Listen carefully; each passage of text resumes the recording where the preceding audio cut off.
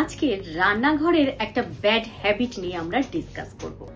আগেকার দিনের মা ঠাকুমা জেঠিমা পিসিমারা তারা কি মনে করতেন জানেন? রান্নাঘর থেকে কিচ্ছু ছুঁড়ে বের করে দেওয়া যাবে না।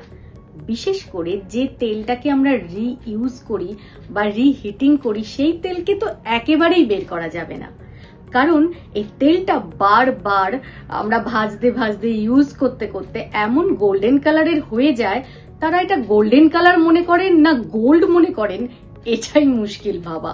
তো সেই তেলকে তারা কিছুতেই ফেলে দিতে পারেন না। এইটা কিন্তু আমাদের একটা ভীষণ রকমের ব্যাড প্র্যাকটিস, একটা আনহেলদি প্রসেস, যেটা কি করে না এই তেলটা বারবার রিইউজ এবং রিহিটিং এর ফলে এর মধ্যে নানা রকম ফ্রি রেডিক্যাল তৈরি হয়, ট্রান্স ফ্যাটে এটা রূপান্তরিত হয়, যার ফলে আমাদের সেলগুলোকে ড্যামেজ করে, আমাদের অর্গ্যানগুলোকে খারাপ করে। পরীক্ষা করে দেখা গেছে আমাদের ক্যান্সার হওয়ার প্রবণতাও কিন্তু এর ফলে বেড়ে যায়। সুতরাং এই যে একটা হ্যাবিট আমাদের 90% রান্নাঘরে এটা দেখা যায় যে তেলটাকে বারবার ইউজ করা, এটা বন্ধ করতে হবে।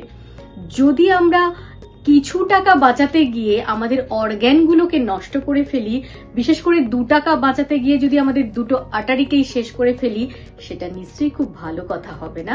সুতরাং আমাদের এই হ্যাবিটটা স্টপ করতে হবে। যদিও বা আমরা কখনোই আমি রেকমেন্ড করি না তেলটা ইউজ করার, যদিও করি তাহলে আমরা সর্ষের তেল বা বাদাম তেলকে কখনো সখনো করতে পারি, কিন্তু রিফাইন্ড অয়েলকে কিন্তু আমরা কখনোই রিইউজ করব না।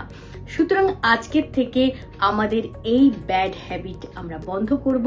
সুস্থ থাকতে গেলে এটা কিন্তু আমাদের আর একটা নতুন অধ্যায়।